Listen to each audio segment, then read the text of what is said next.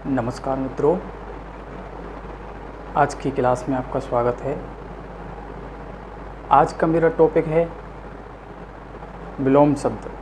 आज हम विलोम शब्द को पढ़ने वाले हैं और विलोम शब्द पढ़ने से पहले मैं कुछ आपके बारे में हालचाल पूछ लेता हूं कि आशा करता हूं कि आप सभी ठीक होंगे।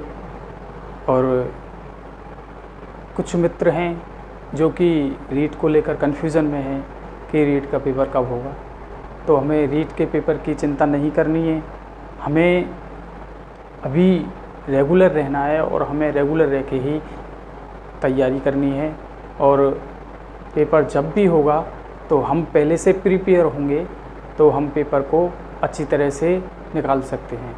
तो हमें ये ना सोचना है कि पेपर कब होगा, हमें तो ये सोचना है कि हमें तैयारी में कैसे प्रिपेयर रहना है, या जब भी पेपर हो जब तक हम कैसे प्रिपेयर रहते हैं।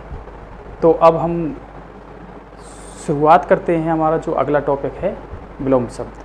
तो आज हम विलोम शब्द टॉपिक के बारे में पढ़ने वाले हैं। आज का मैंने टॉपिक लिया है विलोम शब्द। वैसे तो देखा जाता है कि अक्सर लोग इन्हें बहुत सरल वे में लेते हैं, बहुत ही सरल वे में लेकर हम इनको बहुत से क्वेश्चनों को गलत कर देते हैं कि देखने में तो हमें सभी एक जैसा लगता है, लेकिन उनके सबके अर्थ अलग अलग होते हैं। इसलिए मेरा मानना ये है कि टॉपिक लगता सरल ज़रूर है, लेकिन हम टॉपिक को सरल लेकर ना चलें, इसे भी हम बराबर का ही दर्जा दें। तो चलिए शुरुआत करता हूँ आज के टॉपिक की। सबसे पहले तो हम ये देख लेते हैं कि जो हमारा विलोम शब्द टॉपिक है, विलोम है, उसका जो अर्थ होता है वो होता है उल्टा, यानी कि उल्टा अर्थ होता है इसका। फिर इसके बाद इसकी जो परिभाषा है, तो उस परिभाषा के बारे में बात कर लेता हूँ मैं। जिस शब्द के द्वारा, यानी कि इसकी जो परिभाषा है उसके बारे में बात कर लेता हूँ। जिस शब्द के द्वारा विपरीत अर्थ प्रकट होता है, ये इसकी परिभाषा है। यहाँ मैं लिख देता हूँ, जिस अर्थ के जिस शब्द के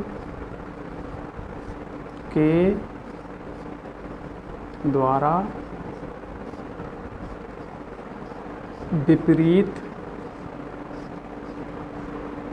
विपरीत अर्थ प्रकट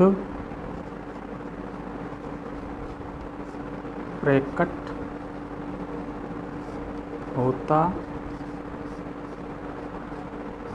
है, ये इसकी परिभाषा है विलोम शब्द की। जिस शब्द के द्वारा विपरीत अर्थ प्रकट होता है उसे हम विलोम शब्द कहते हैं। विपरीत अर्थ प्रकट होना ही विलोम शब्द कहलाता है। अब आगे देखते हैं हम कि ये जो विलोम शब्द हैं उसमें किन किन बातों का ध्यान रखना है हमें। तो सबसे पहले इम्पोर्टेंट बात है कि शब्द का विलोम उसी व्याकरणिक कोटि का होगा जिसका वह मूल है। इसका मतलब ये है कि कोई विलोम शब्द है, कोई भी विलोम शब्द हो उसी व्याकरणिक कोटि का होगा जिसका वह मूल है। जैसे मैं कहूँ कि कोई संज्ञा शब्द है और संज्ञा शब्द है तो उसका विलोम भी संज्ञा शब्द होगा। अगर मैं कहूँ सर्वनाम शब्द है तो उसका विलोम शब्द भी सर्वनाम शब्द होगा। अगर मैं कहूँ कि विशेषण शब्द है तो उसका विलोम शब्द भी विशेषण शब्द होगा। अगर मैं कहूँ क्रिया है तो उसका विलोम शब्द भी क्रिया ही होगी। अगर मैं कहूँ क्रिया विशेषण है तो उसका विलोम शब्द भी क्रिया विशेषण ही होगी। तो हमें ये बात ध्यान रखनी है। इसका जो ये पॉइंट मैंने लिखा है, शब्द का विलोम शब्द उसी व्याकरणिक कोटि का होगा जिसका वह मूल है। अगला, हमेशा सजातीय होते हैं, हमेशा समान जातीय होते हैं। जो मैंने अभी बताया, संज्ञा का संज्ञा से, सर्वनाम का सर्वनाम से, क्रिया का क्रिया से, विशेषण का विशेषण से और क्रिया विशेषण का क्रिया विशेषण से। तो ऐसे करके मैंने बताया कि यहाँ ये हमेशा ही सजातीय होते हैं। आगे अगले देखें, विलोम शब्दों के निर्माण में, यानी कि जितने भी हम विलोम शब्दों का निर्माण कर रहे हैं अधिकतर उनमें उपसर्गों की संख्या या उपसर्गों की महत्वपूर्ण भूमिका होती है। हम कहें विलोम शब्दों को बनाने में जो हमारे उपसर्ग हैं उनका बहुत उपयोग होता है, ये हमारे लिए बहुत महत्वपूर्ण हैं उपसर्ग, तब जाके हम विलोम शब्द का प्रयोग करते हैं, यानी कि उपसर्गों में हम विलोम शब्दों में हम उपसर्गों का प्रयोग करते हैं। अब आगे बात करता हूँ मैं, जो हम कह रहे हैं कि उपसर्ग हमारे लिए महत्वपूर्ण हैं विलोम शब्दों को बनाने के लिए, तो उपसर्ग महत्वपूर्ण कैसे हैं, उपसर्ग हमारे विलोम शब्द बनाने में कितने ज़्यादा उपयोगी हैं, कितने ज़्यादा हमारे लिए सहायता करते हैं, कितनी मदद करते हैं। तो आज हम यह जानेंगे कि उपसर्ग जोड़कर हम कैसे कैसे हम विलोम शब्द बना सकते हैं। कुछ इम्पोर्टेंट उपसर्ग लिए हैं मैंने, कुछ महत्वपूर्ण उपसर्ग लिए हैं मैंने, और उनसे कुछ मैंने शब्द भी बनाए हैं विलोम शब्द। तो हम जानते हैं, मैंने यहाँ लिया है नंबर 1 आ, नंबर 2 अप, नंबर 3 अन, और नंबर 4 निर, नंबर 5 भी, और नंबर 6 प्रेति। ये मैंने 6 उपसर्ग लिए हैं। जैसे मैं बात करूं सबसे पहले आ उपसर्ग की, तो मैंने एक शब्द लिया है यहाँ सभ्य, मैंने एक शब्द लिया है यहाँ पे सभ्य, सभ्य ये शब्द है। अब इसमें मैंने आ उपसर्ग लगा दिया तो ये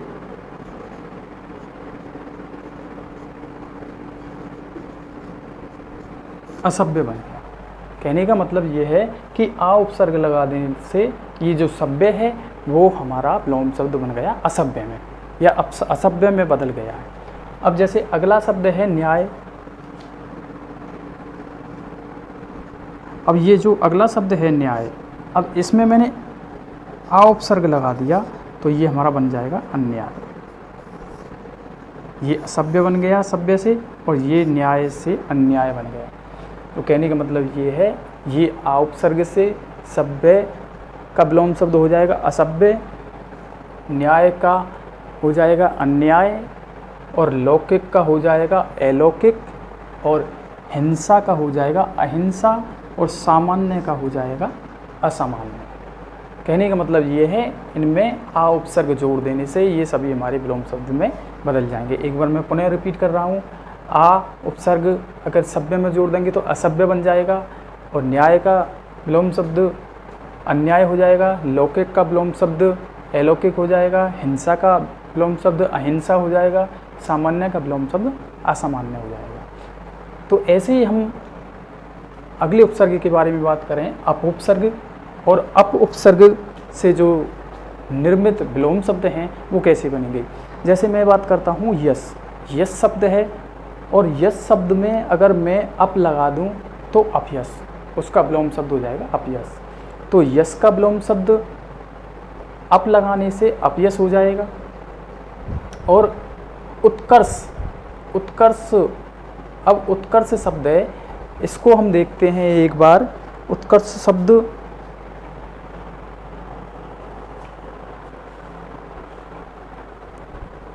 अगर उत्कर्ष शब्द में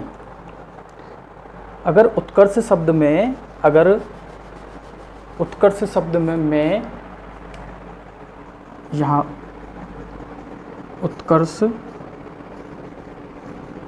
जैसे ये उत्कर्ष शब्द है, अब यहाँ से मैंने ये हटा दिया और इसके स्थान पे मैं यहाँ उपसर्ग लगा देता हूँ अपकर्ष। ये हटाकर हमें अप लगा देना है और ये हमारा इसका विलोम शब्द बन जाएगा। तो उत्कर्ष का विलोम शब्द क्या बन जाता है? अपकर्ष। अब अगला है शब्द हमारा मान। मान का विलोम शब्द क्या होगा? अब मान शब्द में मैंने अप लगा दिया तो यहाँ अपमान विलोम शब्द बन जाएगा इसका, अपमान। अगला शब्द है कीर्ति। अब कीर्ति में अप उपसर्ग जोड़ देता हूँ तो वो बन जाएगा अपकीर्ति। ये अपकीर्ति इसका विलोम शब्द बन जाएगा। अब नेक्स्ट बात करता हूँ मैं अन उपसर्ग की। अन उपसर्ग। अब अन उपसर्ग से विलोम शब्द बनाएंगे। जैसे मान के चलो पहला है अंगीकार, अस्तित्व और अभिज्ञ। अब जैसे अंगीकार शब्द कोई ले लें,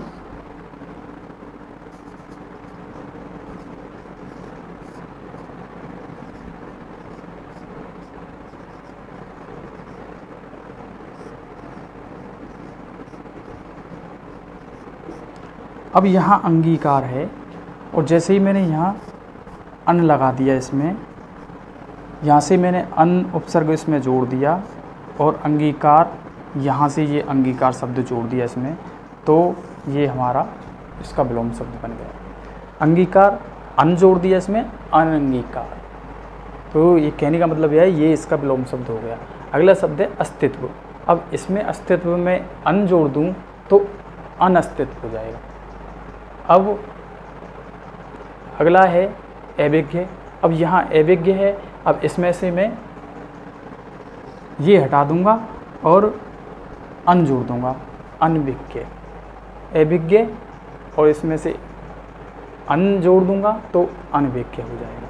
तो कहने का मतलब ये है कि उपसर्गों की महत्वपूर्ण भूमिका है हमें विलोम शब्द बनाने में। अब जैसे अगला उपसर्ग देखते हैं हम, निर। और निर उपसर्ग में कुछ शब्द मैंने लिखे हैं। तो निर से पहला शब्द लिखा है अभिमान, तो इसका बन जाएगा निर, इसमें लग जाएगा तो निरभिमान। सापेक्ष में जोड़ देते हैं, सापेक्ष में से को हटा देंगे तो बन जाएगा निरपेक्ष, यानी कि सा हटा देंगे तो निरपेक्ष शब्द बन जाएगा। जैसे मैंने लिखा है यहाँ पे सापेक्ष, और सापेक्ष में इसको हटा देंगे हम और यहाँ बन जाएगा निरपेक्ष। ये इसका विलोम शब्द हो गया। अगला है आदर। इसमें से आ हटा देंगे, निर लगा देंगे तो निरादर। आदर यानी कि निरादर। यहाँ से ये आदर हो गया, ये निर हो गया, ये निरादर शब्द हो गया। अब यहाँ है सामिस। अब इसमें से सा हटा देंगे और निर लगा देंगे तो सामिस, और यहाँ हो जाएगा निरामिस।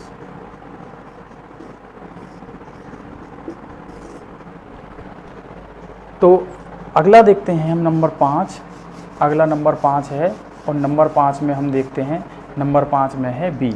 अब बी जो उपसर्ग है उससे कुछ शब्द हैं वो बनाएंगे। तो यहाँ है सम्मुख। अब यहाँ ये सम हटा देंगे हम और ये बी जोड़ देंगे उपसर्ग, तो सम्मुख का विलोम शब्द हो जाएगा विमुख। सम्मुख और विमुख। यहाँ है राग। अब राग शब्द है हमारे पास में, अब इसमें बी उपसर्ग जोड़ देंगे तो हो जाएगा विराग। ये इसका विलोम शब्द हो गया। फिर अगला है देश। देश में वी जोड़ देंगे विदेश, तो देश का विदेश विलोम शब्द हो जाएगा। यहाँ है योजन। अब योजन में बी जोड़ देंगे तो वियोजन। ये योजन का विलोम शब्द वियोजन हो जाएगा। अगला है प्रति उपसर्ग। अब प्रति उपसर्ग है अगला। अब उसमें कुछ मैंने शब्द लिखे हैं, आगामी, वादी, घात और रूप और आगमन। अब प्रति उपसर्ग इसमें जोड़ेंगे। जैसे आगामी है, अब आगामी में मैं प्रति जोड़ूं, आगामी प्रति जोड़ दिया, आ हटा दिया, प्रतिगामी। वादी, प्रतिवादी, तो वादी का विलोम शब्द हो जाएगा प्रतिवादी। घात, इसमें प्रति जोड़ देंगे तो घात का विलोम शब्द होगा प्रतिघात। अगला रूप, प्रति उपसर्ग जोड़ देंगे इसमें तो इसका हो जाएगा प्रतिरूप। प्रतिरूप, ये इसका रूप का विलोम शब्द हो जाएगा। अगला शब्द है हमारा आगमन। आगमन को देख लेते हैं। आगमन शब्द है, आगमन का हो जाएगा प्रत्यागमन। ये शब्द है, इस शब्द में यण संधि हो रही है, यण संधि हो रही है। आदि अक्षर के तुरंत बाद या वारा आता है, वहाँ यण संधि होती है। जैसे यह या है और यह हमारा ई में बदल जाता है तो इसका हम संधि विच्छेद भी करके देख सकते हैं, प्रति प्लस आगमन, ये इसका संधि विच्छेद हो गया, प्रति धन आगमन। तो ये प्रति और ई धन आ मिलकर ये बन जाता है। ठीक है, तो हमने देखा आगमन का विलोम शब्द हो गया प्रत्यागमन। अब आगे देखते हैं हम। अब अगली महत्वपूर्ण बात आती है यहाँ कि जो हमारे विलोम शब्द हैं कैसे कैसे बनते हैं। तो सबसे पहले में हमने उपसर्ग से पढ़ ही लिया कि उपसर्ग परिवर्तन के द्वारा विलोम शब्द कैसे बनते हैं। कुछ शब्द यहाँ भी लिखे हैं, आदान का प्रदान, यहाँ आ उपसर्ग लग रहा है तो मैंने यहाँ प्रे लगा दिया, तो आदान प्रदान। उपसर्ग परिवर्तन के द्वारा हमारा विलोम शब्द बन गया। सुलभ, सुलभ आसानी से प्राप्त हो जाए जो, और यहाँ दुर्लभ, आयात इसका बना देंगे निर्यात। संयोग ये हो गया, वियोग संयोग का हो जाएगा वियोग। अब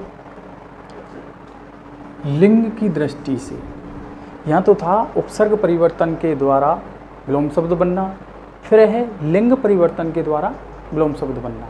जैसे पहला शब्द है यहाँ कि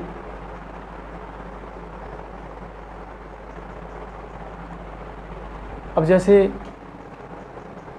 पहला शब्द है यहाँ राजा। अब यहाँ लिंग, लिंग के द्वारा कैसे परिवर्तन होके कैसे विलोम शब्द बनते हैं। जैसे राजा, राजा का हो गया रानी, राजा रानी। भाई का हो गया बहन, बर, बर का हो गया कन्या, बर, बर का कन्या। माता, माता का हो गया पिता। नर, नर का हो गया नारी। लड़का, लड़का का हो गया लड़की। अब जैसे हमने पहले पॉइंट में देखा था कि उपसर्ग परिवर्तन के द्वारा विलोम शब्द बनना, फिर दूसरा पॉइंट है हमारा लिंग के द्वारा, लिंग के द्वारा परिवर्तन होकर विलोम शब्द बनना। जैसे राजा रानी, भाई बहन, वर कन्या, माता पिता, नर नारी और लड़का लड़की। ऐसे ही तीसरा पॉइंट है, तीसरा अगला पॉइंट है हमारा प्रत्यय युक्त, यानी कि प्रत्यय जोड़कर। पहले में तो हमने उपसर्ग जोड़े थे, यानी कि आगे, यानी कि मूल शब्द होगा और मूल शब्द के आगे आगे जोड़ते हैं, वो तो हो गए हमारे उपसर्ग। और जुड़ने के बाद में परिवर्तन कर देते हैं या विशेषता ला देते हैं, वो हो गए हमारे उपसर्ग।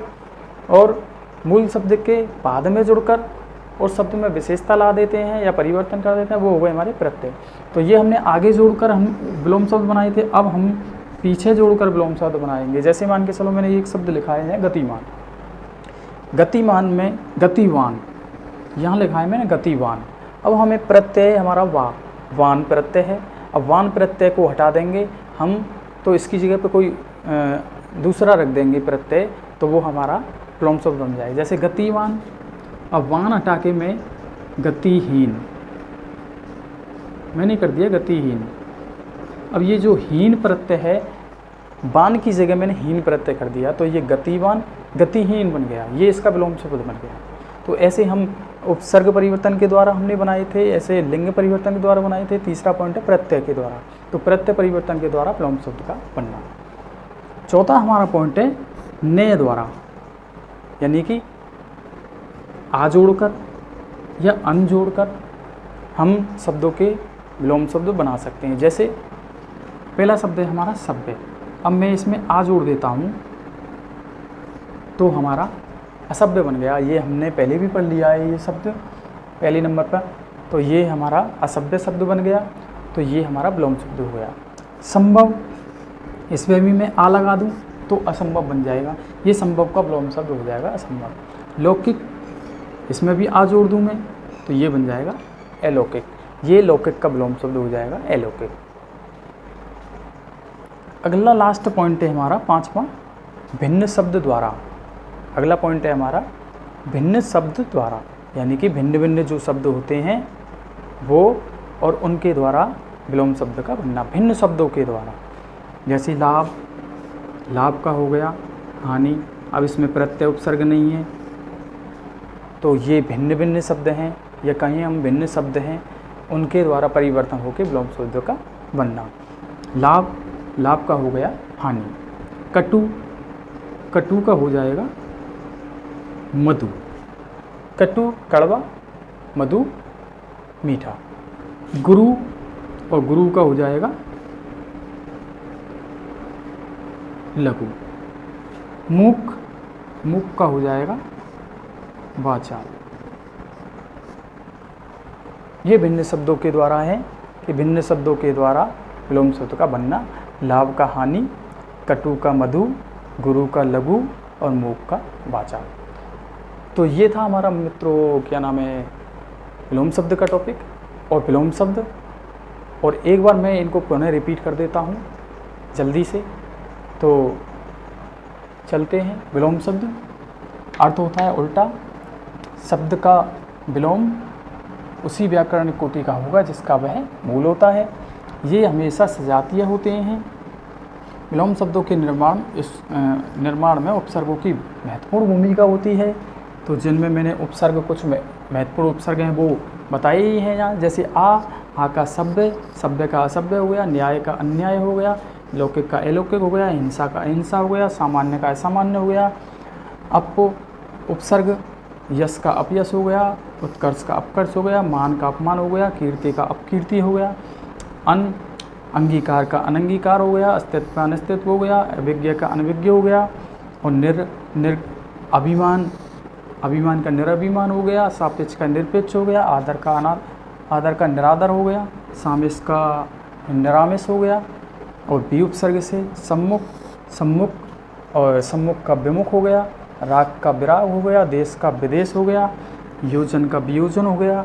प्रति, अब यहाँ आगामी है, आगामी यहाँ प्रतिगामी हो जाएगा, वादी का प्रतिवादी हो जाएगा, घात का प्रतिघात और रूप का प्रतिरूप, आगमन का प्रत्यागमन। अब फिर मैंने यहाँ कुछ परिवर्तन बताए हैं कि उपसर्ग परिवर्तन के द्वारा आदान प्रदान, सुलभ दुर्लभ, आयात का निर्यात, संयोग का वियोग। अब लिंग परिवर्तन के द्वारा राजा का रानी, भाई का बहन, वर का कन्या, माता का पिता, नर का नारी, लड़का का लड़की। और प्रत्यय युक्त या प्रत्यय को परिवर्तन करके गतिवान, गतिवान का गतिहीन हो गया। अब ने द्वारा जहाँ आ अन लगा दें, सभ्य का असभ्य हो गया, संभव का असंभव हो गया, लौकिक का अलौकिक हो गया। अब भिन्न शब्दों के द्वारा लाभ का हानि हो गया, कटु का मधु हो गया, गुरु का लघु हो गया, मूक का वाचाल हो गया। और ये थी हमारी परिभाषा। जिस शब्द के द्वारा विपरीत अर्थ प्रकट होता है उसे हम विलोम शब्द कहते हैं। और आशा करता हूँ कि आपको ये वीडियो अच्छा लगा होगा। अगर आपको वीडियो अच्छा लगो तो लाइक करें, सब्सक्राइब करें और मेरे चैनल को शेयर भी करें। धन्यवाद।